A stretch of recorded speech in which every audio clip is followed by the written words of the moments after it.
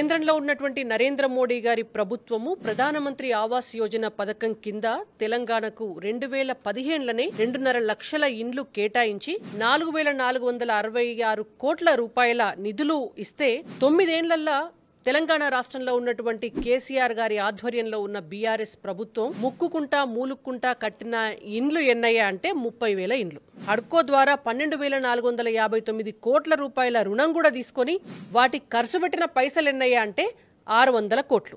ఇదే తెలంగాణ రాష్ట్ర ప్రభుత్వము కేంద్రం ఇచ్చినటువంటి పైసలు 2015లో తీసుకొని 4,466 కోట్లు.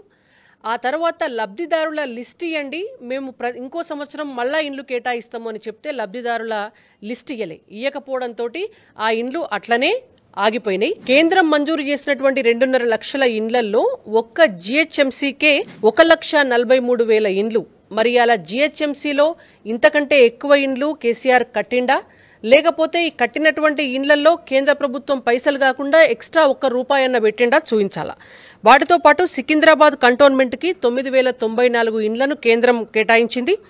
వరంగల్ పట్టణానికి 7,096 ఇండ్లు, ఖమ్మం పట్టణానికి 5,441 ఇండ్లు, మహబూబ్ నగర్ కు 5,027 ఇండ్లు, జగిత్యాలకు 4,627 ఇండ్లు, మేడ్చల్ కు 3,667 ఇండ్లు, నిజామాబాద్ కు 3,606 ఇండ్లు, సిద్దిపేటకు 3,353 ఇండ్లు, కరీంనగర్ కు 3,033 ఇండ్లు. ఇవే కాకుండా దాదాపుగా 138 చిన్న పెద్ద పట్టణాలన్నిటికీ కూడా ఇండ్లను కేటాయించినటువంటిది కేంద్ర ప్రభుత్వం ప్రధానమంత్రి ఆవాస్ యోజన పథకం కింద.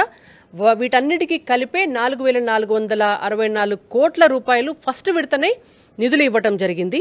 లబ్ధిదారుల లిస్టు ఇవ్వకుండా నెక్స్ట్ సంవత్సరానికి ఇండ్లు కేటాయించుకోకుండా ఇవాళ తెలంగాణ ప్రజల్ని ముంచినటువంటి ప్రభుత్వం కేసీఆర్ ప్రభుత్వం.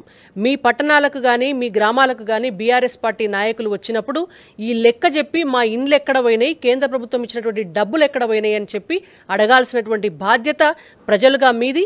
మీ పక్షాన కొట్లాడి మీకు డబుల్ బెడ్రూమ్ ఇండ్లు తీసుకురావాల్సినటువంటి బాధ్యత మాది. అదే పక్కనున్నటువంటి ఆంధ్రప్రదేశ్ రాష్ట్రంలో ఇప్పటి వరకు 20 లక్షల ఇండ్లు కేంద్రం కేటాయిస్తే 9 లక్షల ఇండ్లు పేద ప్రజలకు పంపిణీ కూడా జరిగింది. పశ్చిమ బెంగాల్ భారతీయ జనతా పార్టీకి బద్ద శత్రువుగా ఉన్నటువంటి మమతా బెనర్జీ ముఖ్యమంత్రిగా ఉన్నటువంటి పశ్చిమ బెంగాల్ రాష్ట్రంలో కూడా 3 లక్షల ఇండ్లు పేద ప్రజలకు ప్రధానమంత్రి ఆవాస్ యోజన పథకం ద్వారా డబ్బు తీసుకుని కట్టి పూర్తి చేసి ఇండ్లు ఇవ్వడం జరిగింది. ఉత్తరప్రదేశ్ రాష్ట్రంలో 30 లక్షల మంది పేద ప్రజలకు ఇండ్లు కట్టించి ఇవ్వడం జరిగింది.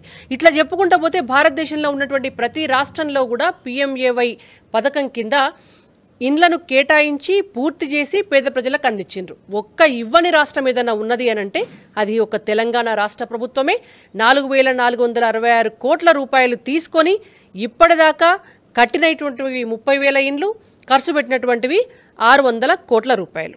2018-2019 సంవత్సరానికి అంటే ఇక్కడ కేసీఆర్ ప్రభుత్వం ఏందంటే ప్రధానమంత్రి ఆవాస్ యోజన పథకం ద్వారా ఇచ్చేటటువంటి పైసలదేమున్నది, మా రాష్ట్రం చాలా బాగున్నది, తెలంగాణ రాష్ట్రంలో బొచ్చడన్ని పైసలున్నాయి, మేమే స్వయంగా మా బడ్జెట్లో పైసలు పెడతాము, పైసలు పెట్టి ఇండ్లు కట్టిస్తామని చెప్పి ప్రగల్భాలు వలికి 2018-2019 అసెంబ్లీ బడ్జెట్లో పెట్టినటువంటి పైసలు 2,643 కోట్లు.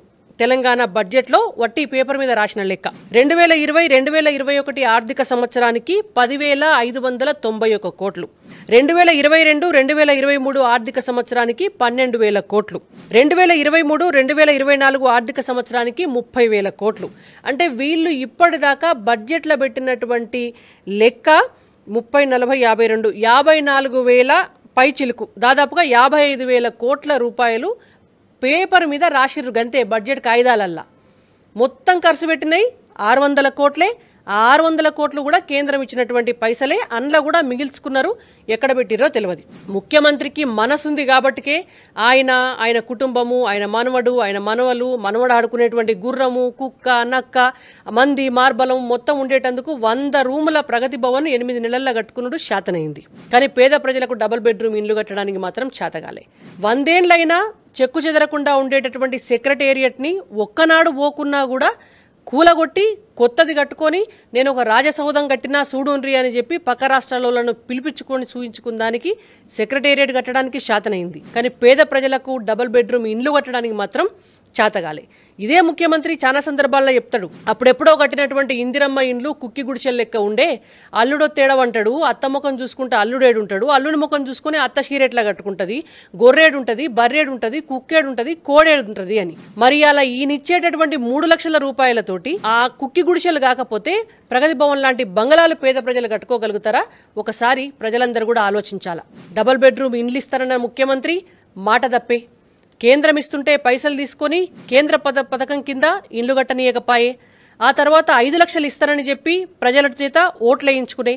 ఇవాళ 5 లక్షలు కూడా కాదు, మేము గృహలక్ష్మి పథకం పెట్టి 3 లక్షలు ఇస్తామని చెప్పి మరొక్కసారి తెలంగాణ ప్రజల్ని ముంచుతున్నారు. ఆ 3 లక్షలకు 3 గజాలల్లో కూడా ఇల్లు కట్టేటటువంటి పరిస్థితి ఇవాళ లేదు. కాబట్టి డెఫినెట్ గా భారతీయ జనతా పార్టీ ప్రభుత్వం ఇవాళ ముఖ్యమంత్రికి వ్యతిరేకంగా, ముఖ్యమంత్రి విధానాలకు వ్యతిరేకంగా ఖచ్చితంగా తెలంగాణ రాష్ట్రంలో ఉన్నటువంటి పేదలందరికీ కూడా తక్షణమే డబుల్ బెడ్రూమ్ ఇండ్లు కట్టించడం కోసం ఇవాళ ఇందిరా పార్క్ దగ్గర కూడా మహాధర్నా చేయడం జరిగింది. భవిష్యత్తులో కూడా అనేక పోరాటాలు చేస్తాము. ఒకవేళ వీళ్ళు కట్టని పక్షంలో మీ అందరి ఆశీర్వాదంతో డబుల్ ఇంజన్ సర్కార్ తెలంగాణ రాష్ట్రంలో కూడా వస్తే ప్రధానమంత్రి ఆవాస్ యోజన పథకం ద్వారా ఖచ్చితంగా తెలంగాణ రాష్ట్రంలో ఉన్నటువంటి ప్రతి పేద బిడ్డకు కూడా ఇల్లు కట్టించేటటువంటి బాధ్యత భారతీయ జనతా పార్టీ తీసుకుంటది.